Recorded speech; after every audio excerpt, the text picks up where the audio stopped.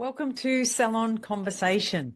Today I wanted to talk to you about clear expectations, because that's all you need in December to survive, to be honest.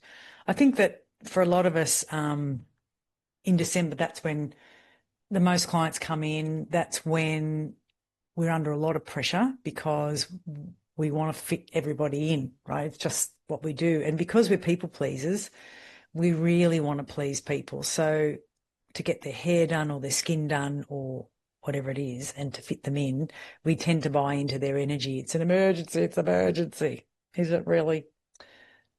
It's a great time of the year. It's a really great time of the year, because when our teams are busy, they feel purposeful. They feel this is good. Like, I think there's nothing worse than a salon that doesn't have enough clients, because then we think, what are we doing wrong? And the team are a little bit feeling a bit down. Like you can get a couple of bookings that cancel and then they go, they get a bit sad.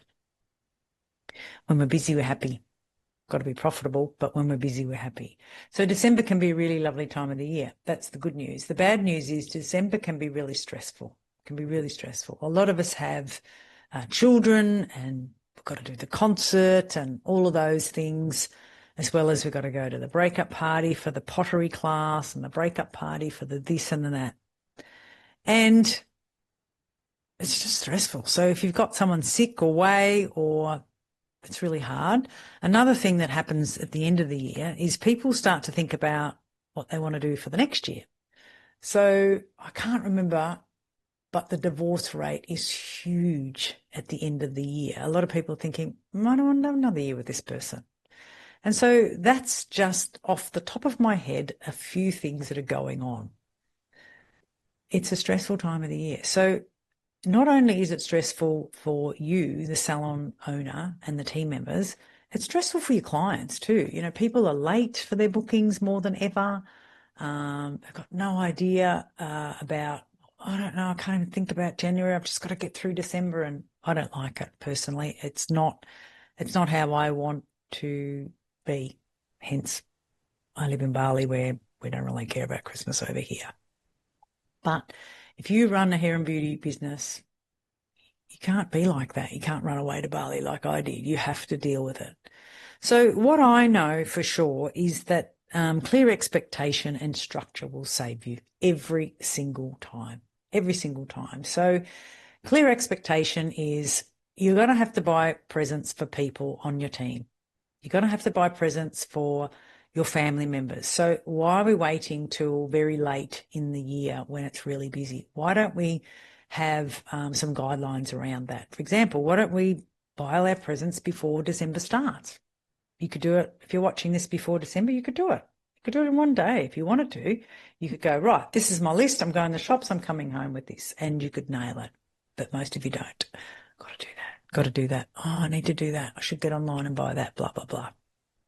And so we make it really hard for ourselves because we just don't nail the thing we want to do. And it kind of goes round and around and around in our head. And therefore it gets bigger. Every time it goes around, it gets bigger, bigger. And you put it back and push it back and you don't do it. Just do it. Just do it. Like, think about how good you're going to feel when it's done. Always wrapped my presents before December started. They're under the tree. The tree's up. Maybe the tree's not up, but because I liked a real one, but it's just done. And then I feel better. I think that's done. Sometimes I buy more presents because I think, oh, there's another thing I could buy. That's a problem. But you've got to have these clear, this is what we do. So when we have clear, this is what we do, it just helps you. It's like this, like a whale comes up and goes psh, and goes back down psh, and lets off a bit of steam. So when you have those little micro conversations with your team members, how are you going? Can I help you with something? What's you're struggling with, or what are you working on, or what can I help you? What do you need? And then they'll talk to you. But if you don't do that, it's like there's no,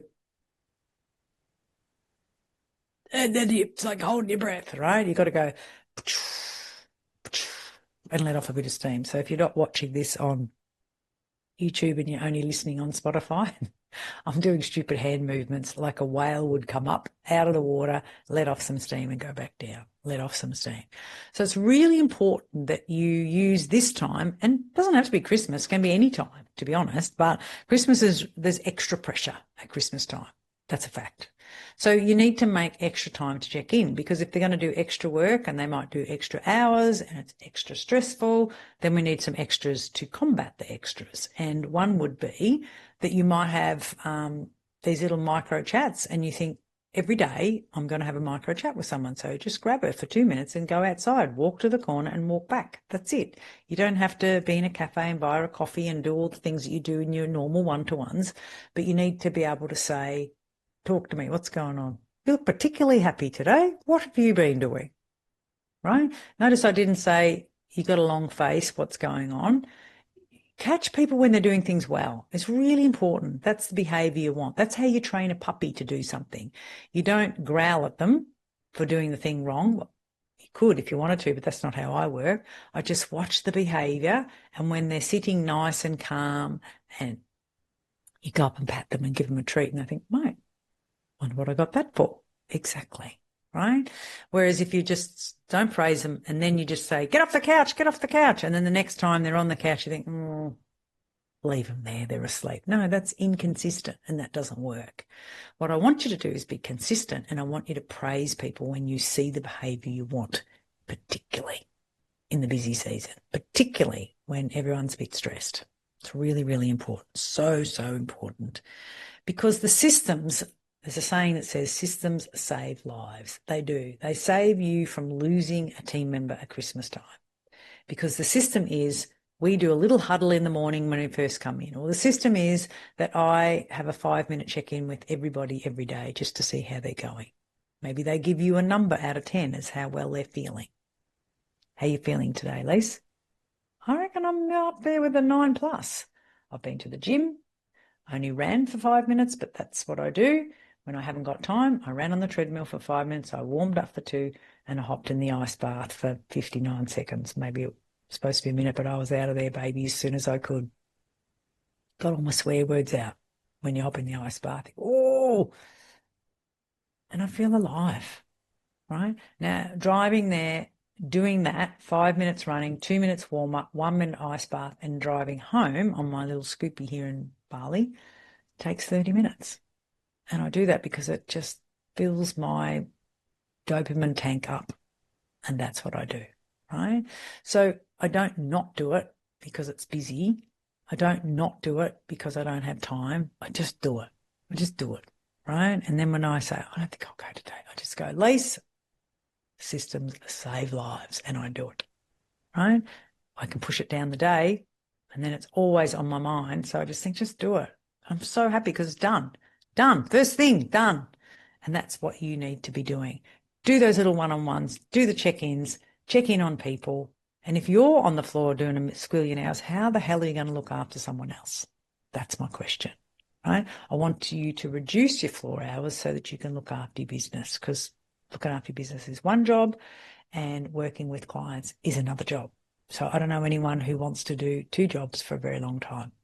You might have to at times, and you get stuck doing it, but I don't think you want to do it forever. I only want to coach. I don't want to be doing all the other stuff I do behind the scenes. I just want to educate. This is my joy. I love this, but I'm still editing videos. I'm still doing a lot of things because at the moment I want to learn it, understand it, and then I'll hand it over. In the past, I got other people to do my videos and I didn't like them. So I took it back. And I'm doing it myself. And when I've mastered it, I know exactly what I like, then I'll hand it over. And so for you, the most important thing you can do is communicate. So don't hand the communication over. I was going to say ever, but I think it can be handed over to the right person, but that's the trick, finding the right person. Things that you do in your business are soft skills. And soft skills are what you say, how you shift beliefs, how you get the people to really understand, because the hard skills are training on how to use this device, how to cut hair, how to recommend product, how to mix a colour, that's the hard skill. And I don't mean hard as in difficult, I mean hard as in soft drive, hard drive. The soft drive or the soft skills are how you communicate, how you greet a person, how you just do all those little things that make you special. So for me, if I was doing foils and I was putting them in here really fine, I would tell the client why I'm putting them in here fine. A lot of people just put the foils in everywhere and they don't ever tell anyone. You're missing a lovely opportunity to explain what makes your color different to someone else's. That's soft skills. And they're the things that I think are, if not as important, maybe more important than the hard skills. The hard skills you can pay someone pretty easy to teach somebody. Plus, the hard skills you can get a senior person to teach a junior person. But if you don't have the culture of the soft skills through the business, which is I'm always checking on you, I'm always looking out for you, I'm cultivating an environment where if I'm not busy, I go and find another team member and say, what can I help you with? What do you need? I've got 5 minutes. What do you need? And they're the soft skills that create a business where people want to work. And that's so important. It's important every day of the year, but it's particularly important in the silly season when you're very busy, particularly important, right? So I don't want you to ever overlook that. I think the small bite-sized pieces is really powerful, right? Have you got it? What are you doing now? And someone says, nothing. I've got 4 minutes till my client comes. Good, come with me. And then just say to someone, if her client comes, pop her in the chair, pop her in her room, and we'll be back in a minute. And most people don't do that. They're waiting for this lovely big chunk of time and a big opportunity. And I think you're missing the point. It's like just those little bits of check-in. You know, like when you don't see someone very often, you have to do a lot of catch-up talking. How's your mum? How's your kids? All that. So it's not superficial. It's really important, but it takes up a lot of the time. And you never really get to how does a person feel or how well is this person? Because you've got to do all that catch-up stuff. If you think about a friend or a sister or someone that you talk to all the time, you don't do that. You know that about each other and you just add to it. So you might say, how'd you go yesterday at the vet? Right? You go, yeah, good. He said it's not infected, it's fine. That's how short it is.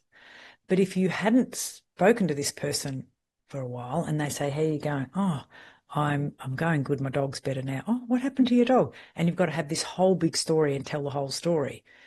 That's what happens when you don't communicate well. You spend all this time just catching up to date. When you communicate often, it's like, did he take the stitches out? Are they infected? And you go, no, he didn't. He said, come back in 2 days. Okay, that's how short it is. And then the next conversation, did you get them out? Yeah, good. It's all healed. Beautiful. See what I mean? It's just a constant, ongoing conversation that just continues all the time. And that's what happens when you talk to someone frequently. And in your business, the one gift you can give your team member is that you talk to them often because you care and it matters. Now, the good thing about that is something will pop up when it's tiny, not, oh my God, I didn't know that. You didn't tell, I didn't know you were struggling with that, or I didn't know. And then you've got, oh, wow, now I've got to go into, fix it mode or whatever. But if you have these little conversations all the time, you're very aware of this person's behavior, their well-being, and then you can help them. You can help them what they call in real time. And in real time means right now, okay? So I would prefer that you adopt this strategy all year, but it's a really good place to start it. And when you're going to start it, you need to address it to say, this is what we're doing. So maybe the first time you grab someone and you just walk outside with them for 5 minutes, all you're going to do is explain that you maybe learnt it on this podcast, maybe get them to listen to the podcast and explain why you're going to do it. Because their happiness and well-being is what determines good outcomes. End of story. If I had a microphone, I would drop it now. When your team are happy and they service your clients well, everybody benefits. The clients are happy and they repeat. The team members are happy and they stay. Look, it's just everything happens when we're joyful. When we're not, things happen too, but it's not the things that you'll want to happen. So just remember that if you don't have time to do the thing that you want to do, go smaller. If you don't want to do the thing, we got a problem. If you don't want to do it, why don't you want to do it? The resistance is actually the answer. I always say the thing you don't want to do is the thing you need to do. Every time. Why don't you want to talk to your team? Why? What makes you uncomfortable about that? There's something really powerful in that answer. Because I think it's just big in your head. These are people who work with you. These are people who are looking after your clients. Why don't you want to talk to them more? Because I'm afraid she'll say this, or she might ask me that, and I won't know the answer, or whatever it is for you. That's where you need to work. If you can't openly talk morning, noon, and night to the people you work with, I think that's just a problem waiting to go boom, blow up. Communication's everything. How we communicate with the people on our team, how our team communicate with their clients, it's everything to work there. That's a soft skill. So hopefully that was something that made you think. I always think, make them laugh, make them think, make them cry. I didn't make you cry and I didn't make you laugh, but hopefully I made you think.